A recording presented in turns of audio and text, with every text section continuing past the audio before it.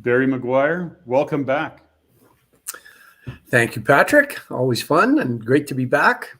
Our live show, we had a little bit of technical difficulties on the last one, but we're here now and we're talking some, what do we call them? Creative strategies, advanced strategies. Yeah, call them both of those things.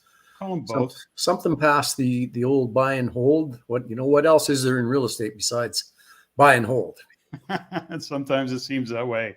Yeah. Well, listen, if you're listening in on this, hopefully you are, then, we start to understand that given the economic conditions today, what's going on with the banks and some of the challenges around financing, interest rates, then we start to look at kind of slow supply or lack of supply. And we need to get a little bit creative with our investing strategies because real estate still makes sense. And we just have to adjust our strategies to the investing climate, we'll call it that, Barry. And, for those of you who have not had the opportunity to get to know Barry or know who Barry is, he is a real estate lawyer, has been for over 40 years. What's it been, Barry? Like 42 or 44 or something? 47 this year, Patrick. Oh, geez, I've lost track, which is a kind of a, it's a kind of a interesting, given how long I've known you. And of course, anyways, that all represents a lot of deals, thousands of real estate deals. And so you've gained a lot of expertise. You've got your creative buying strategies, your rapid cash program, your focus group programs of coaching and education that you provide a lot of investors. So we're going to talk a little bit about today some of the strategies that we're starting to see gain some traction in terms of interest again, because whenever these markets get a little hard, people want to get creative. Well, that's totally true. So there's always room for creative strategies. Canada's a big country. A strategy that works in Alberta at a particular time might not work as well in Ontario, and something working in New Brunswick doesn't work as well in BC. But creative strategies are always available across the country. Yeah. And one of the reasons for that, Patrick, is because folks experience difficulty. They need help from our creative investors on solving problems on a win-win basis. And so whether the market's up or down, there are always opportunities on the creative strategy side of things. Now, when a market is down in one area, the agreement for sale strategy works pretty well. Agreements for sale is a seller financing strategy. Yeah. And it works when sellers need something other than pounding a sign in their lawn and having 10 overlist offers. If that's the way it is in your area and you want to come along to a seller financing deal, sellers aren't really very interested in talking to you because they don't need to. Yeah. But the minute the market takes a twitch and somebody paid maybe a little too much money for their property and the market popped down 10 or 15%, I'm thinking Ontario at the moment, then all of a sudden, some folks are over leveraged and they need a creative strategy to help them exit what's now an untenable situation for them. So this goes back to what we have said many times in a real estate cycle. So part of Canada is in a bit of a real estate cycle slump, while we can say all of Canada is in different versions or different phases of the slump. Ontario's being particularly pressured. They came off a pretty big high. But your point is really well made in that there is no bad time to invest in real estate. There's just better strategies to use in different economies, given what's going on. And you make a really good point around what's happening with Ontario. People who bought into the FOMO may have got into some trouble. And now they got to get out of deals. We become the investors that come up with creative solutions. So let's just unpack. We're going to talk about agreements for sale. We want to touch on rent-to-own and wholesaling in this particular conversation. I want to cover a lot of ground and give people some real understanding of that, kind of at least that basic fundamental, so that they can kind of choose if that's of interest to them. So when we talk about an agreement for sale, Barry, you kind of said it's like seller financing, but that's not like a vendor take back mortgage, or it's not a mortgage assumption. Give us a little bit of depth on agreements for sale. Okay. So an agreement for sale is a seller financing strategy. It is a situation. Well, let's use you and I, Patrick, as the examples. Mm-hmm. You are the owner of a property and you put a pretty hefty 95% mortgage on it, and let's say your property's worth $600,000, or it was 600 when you bought. You put a 95% mortgage on it. Yep. That means 5% down. Now the market has dropped somewhere between 5 and 10%. So let's say it's dropped 5%. So that's $30,000. Now the property you paid 600 grand for is only worth $570,000.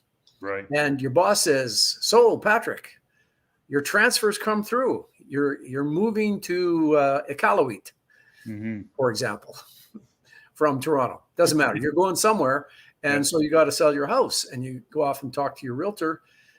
Say, "I only bought this 6 months ago, and I need to sell it."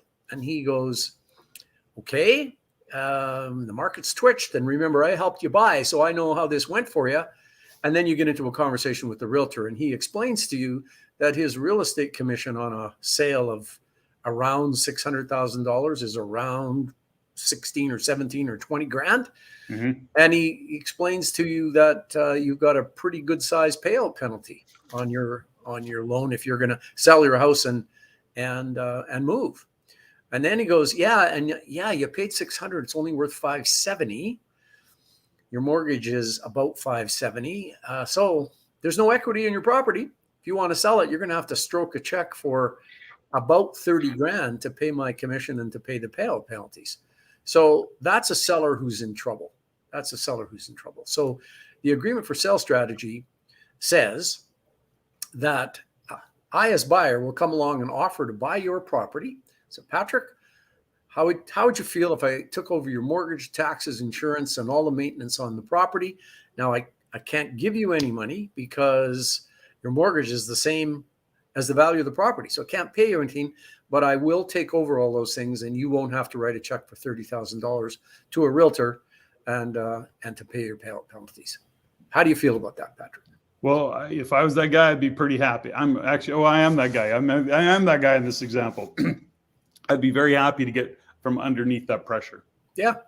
So what a totally stressed seller, he's got a job transfer going on. His house is underwater. He can see that maybe he's not going to be able to make payments. Maybe he's going to get foreclosed on. His credit rating will be in the dumpster for the next 7 years.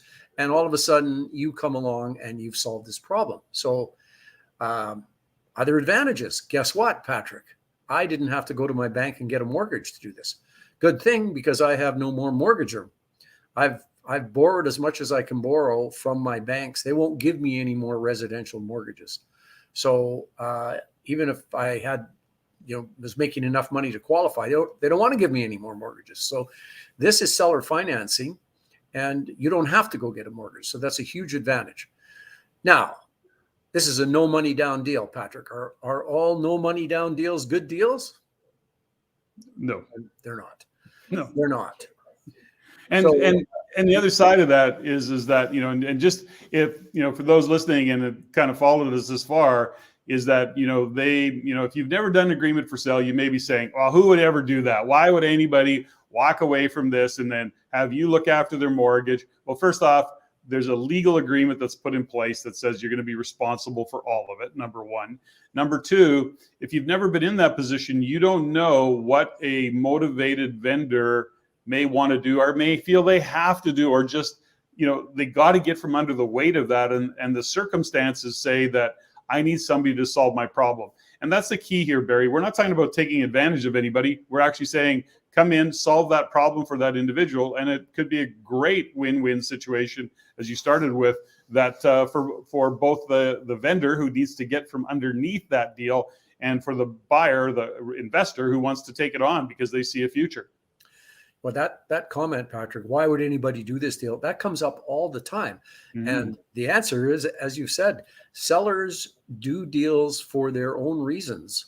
And one of the reasons in this example that we were using is you have tried every other thing you can possibly think of to try and get yourself out of your home that's dropped in value and it's it's a millstone around your neck. You've tried everything else, and no one else is helping you. No one else is helping you until I come along, or a different creative investor comes along, and all of a sudden it's the solution to your problem. So it's pretty obvious why a seller would consider an agreement for sale in this example. But overall, and this is a critical thing in creative investing, whether it's agreements for sale or rent to own or wholesaling, any of the creative strategies, we are continually surprised by what sellers will do because they think it's what they should do. Continually surprised in a good way. Yeah. Well, I think you made in this particular scenario, if I'm having to scratch a check for 30 grand and I don't have 30 grand, or it's my last 30 grand, the last thing I want to do is get rid of that money. If I'm having to move, I may need that capital for something else to set up a new home. And so these are all scenarios that we can't understand the kind of the emotional drivers behind somebody's decision. And it may even be just real common sense given their circumstances. And we are there and we can take over that, look after that, take that pressure off them. They can get on with their life doing what they need to do next. And there's lots of nuances to these deals, Barry. That's why you teach a course on it, that, this is an all-day course to understand the nuances of agreements for sale. But it is very worth the time and energy and value of the programs, given what you can make on the back end of these deals when you find the right ones. Yeah, no, totally is. There's, there are lots of nuances, which, as you say, I mean, we have an AFS course coming up. It's a full day event. There's lots to talk about. There's lots of scenarios to go over. There's lots of documents to look at and learn how to write and how to negotiate and how to market to find these deals. There's lots and lots and lots that goes on. Well, we've got a couple of opportunities for those who are interested in kind of advanced strategies. You're hosting in Toronto. Is it April 1st? Yes, April 1st in Toronto. We're back in Toronto for the first time in 3 years or 3.5 years. Fantastic. Full day AFS. And then we are in Calgary at the Clique Hotel, who treat us so well. They're great. On March 18th for an all-day wholesaling event. So those are two what we call focus workshops coming up actually pretty quick. And then you're going to be speaking at the R4 conference on the coming weekends ahead. And you'll be going even deeper into this subject. And then we'll be doing another event in Edmonton. So we got some live events face-to-face. It's going to be awesome. So that's really great. And are you in Toronto? Are you also doing a rent-to-own segment, or is it just strictly agreement for sale, just out of curiosity, Barry? This is just agreements for sale. We usually do a rent-to-own segment when we do the 2-day rapid cash program, but we don't have any RTO planned for April 1st in Toronto. More and more demand, though, Patrick. People are asking, when are we showing up to do, a particular event in a particular town? And that's something I want to say is that you were talking about Canada shrinking, how technology is shrinking Canada. It's something else that's happening is the reach of creative strategies where it used to be kind of centralized. A couple of people in a province were doing something and it didn't really go anywhere. But between the things that, that a group like yours does and that I do, creative strategies are now much more favorably looked on, I would say, across the country. You don't get that, say in Ontario, where agreements for sale haven't been that well known. I can say now to people, agreement for sale, and they don't look at me like they have no idea what I'm talking about or I'm crazy. So including lawyers in Toronto and in Ontario, which is really important that we have lawyers on both sides of a deal who understand the strategy. So that's also improving a lot. That's awesome. Now, again, you're going to be at the R4. You'll be talking about these strategies, talking about the program Rapid Cash in May in Edmonton. Plus, you've got other events going on. Rain's got other events going on in terms of live events, folks. So you're going to be able to get in there and, like we say, shake hands, kiss babies, give out some good hugs, and get to know. And these are smaller environments. These aren't several hundred people. These are far more intimate environments so that you can really have great conversations and really take the learning to the next level because they are smaller groups, Barry. Is that a fair statement on your side? Yes, smaller groups, but big enough that you can make a lot of contacts and Yeah, do a lot of networking, because you and I both know that networking is ultra important on the creative strategy side. It's more important for some than for others, but you've got to get out and show your own flag and meet people and yeah. make some contacts, and that grows with you as you grow your real estate business, and it's an essential part of any successful real estate business. You know what I love about the programs that you do is you've got a great team of people that are actually doers. They're action takers. They've been doing dozens of deals amongst them, and they've become real experts in all of these strategies. And what I love about that is that when you realize that they can do it, when you start to see what's possible because they're actually doing it, then Yeah. of course you start to see opportunities that you maybe never saw before. So Barry, let's move on, because rent to Okay. own is becoming more and more popular. I know that, you know, it shifts from province to province, but at the end of the day, rent to own is an opportunity pretty much any time. But right now, given interest rates, given the cost of rent, given the immigration into the country and no credit rating for new immigrants, I mean, there's just seems to be so much opportunity for investors who can understand the strategy of RTO. Why don't you talk us a little bit about what is an RTO, or a lease to lease?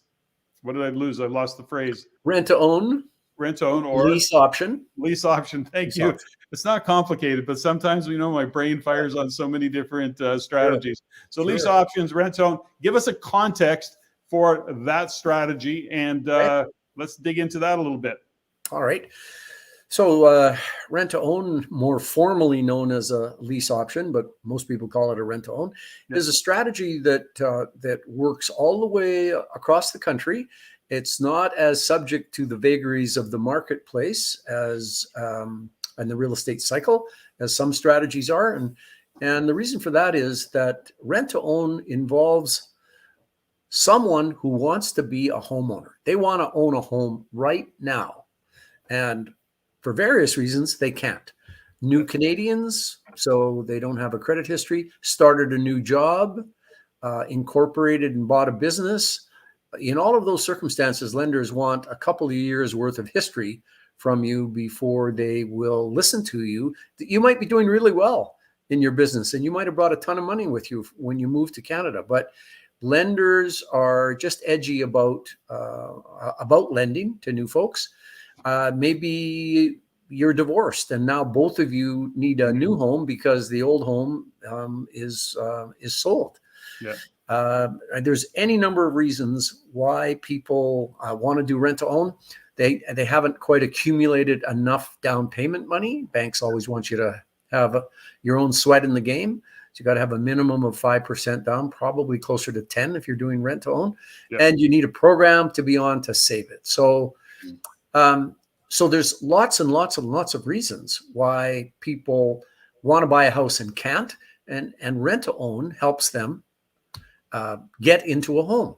So a rent to own consists of a lease, because at the moment the person who wants to buy from you can't buy, so they're your tenant. So they move in like any tenant. You get them signed up on the lease just like you would.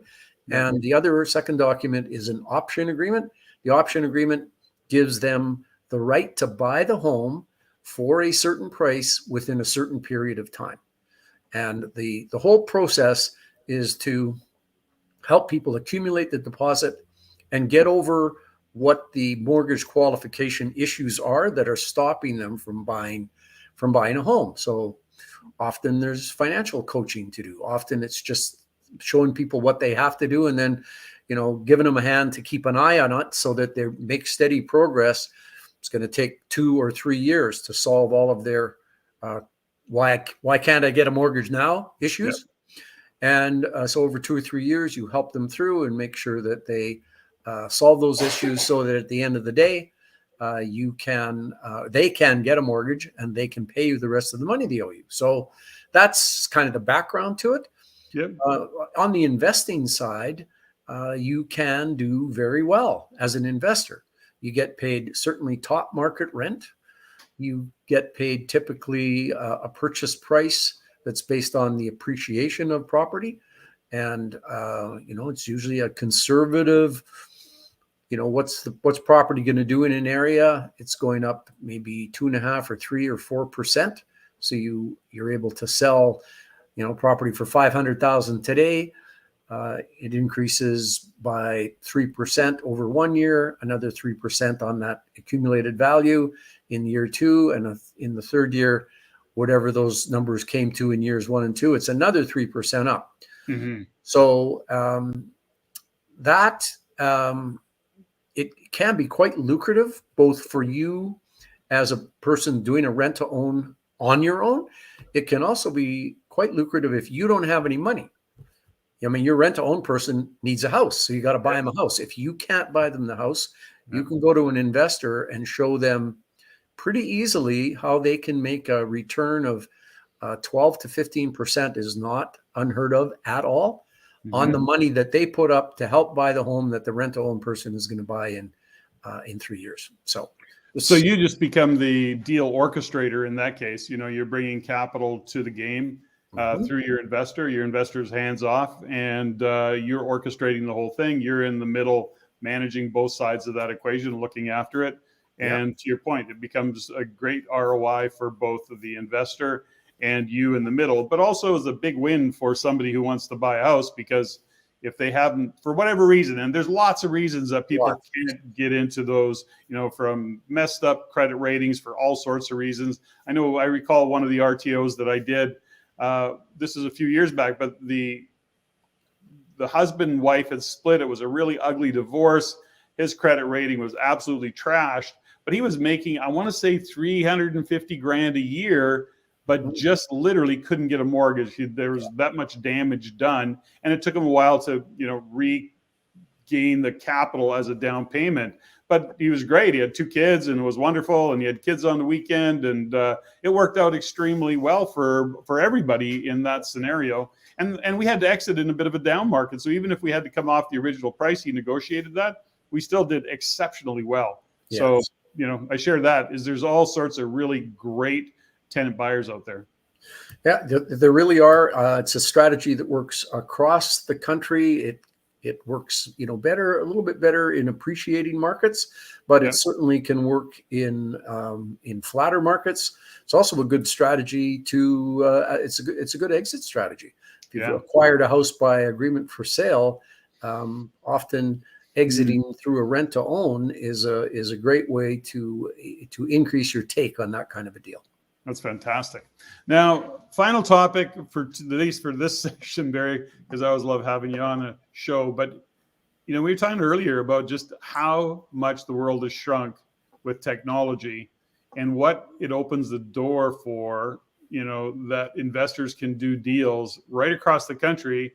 And you talked about one of your, I don't know if he's a student, I think so. One of your students that you worked with, and learned, and he's learned, but he's doing deals literally on the East Coast, and he's based in Calgary, and he's doing wholesaling deals, which is just, to me, is like, there's a perfect example of just how much the world has shrunk.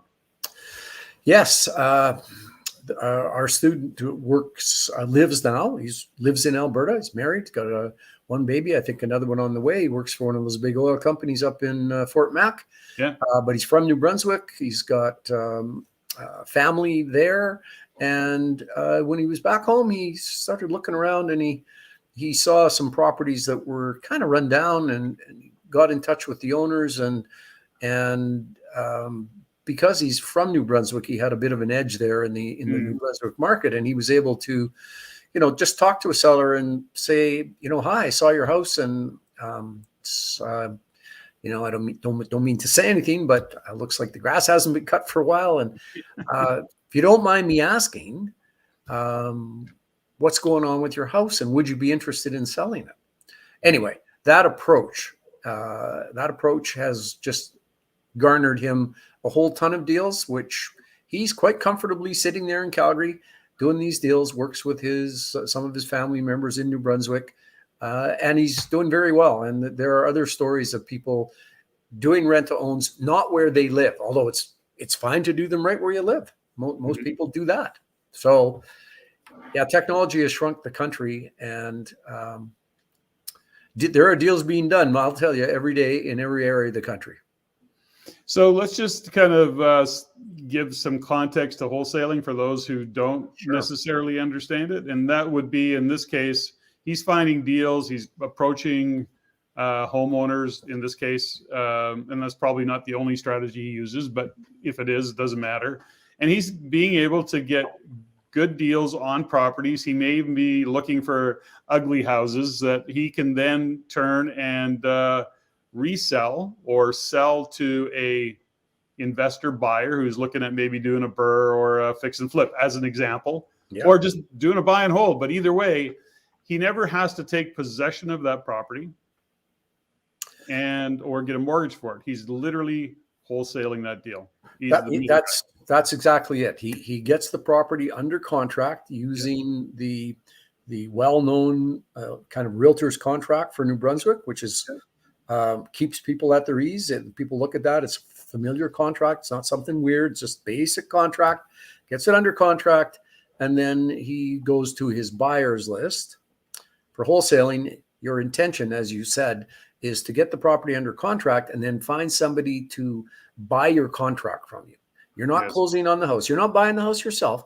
You're getting it under contract, and then you are, the correct word is assigning, which is selling your contract to somebody else who does want to close on the house.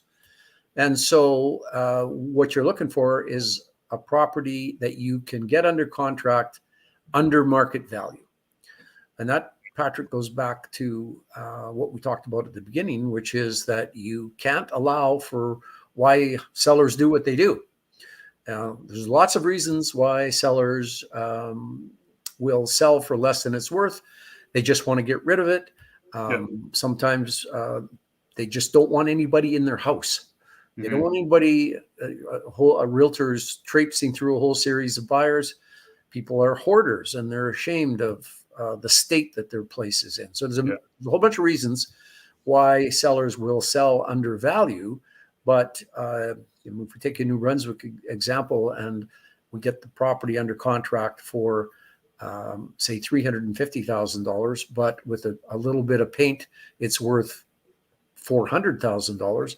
Now we've got a gap of 50 grand between $350 purchase price, $400 kind of fair value. And then you go to your buyer's list and you go, here's the property. And your buyer will go, okay, well, what would you like for this? And of course, you want to have as much of an assignment fee as possible. And so you might ask for $15,000. You give me 15, and now you're really into this property for $350 plus the assignment fee makes $365, but the value we all agree is $400. So there's a win-win for the seller who got rid of a property in a way that suited him. There's a win for our wholesaler who pockets $15,000 without having to close on the property and without doing a whole bunch of work. And the buyer is going, wow, that's great. I got $35,000 instant equity here. So that's kind of how the wholesaling thing fits together. And there's a number of investors. I mean, at the end of the day, they do it full time. They do exceptionally well. Their buyer's list. So, the wholesaler is got a buyer's list of, investors who are always looking for deals. So he knows that he starts to learn who his buyers are, and then he's actually looking for deals that even go their direction. So it all becomes part of the strategy once you learn it and understand it. So very appreciate your time today. What I love about all of this, folks, is that when you look at these advanced strategies, it really works. If you're hitting the ceiling of getting mortgages, if you're hitting the ceiling of having capital that you need to invest or have open to investing in a long-term buy and hold kind of traditional strategy, these are kind of problem-solving strategies, but they also solve your problem of being able to invest without having to go to the bank, without having to dig into your bank account too deep, and really opens up the opportunity for you to go in and continue to grow a portfolio, generate some income, and do that in a really powerful way. All you need to spend is some time getting the education. That's why Barry's going to be at the R4 conference. And as well, he's doing his program April 1st. And then again, I think you said in March in Calgary, Barry? March 18th in Calgary, wholesaling. Beautiful. And I'll add some links to all of this so that you can get into the description. I'll follow up and add some links to all of this, and Donna can send me what she needs to send me, and we'll get that all handled. So Barry, appreciate your time as always, my friend. Hey, Patrick, always fun. Ready to do this anytime. Beautiful. All right.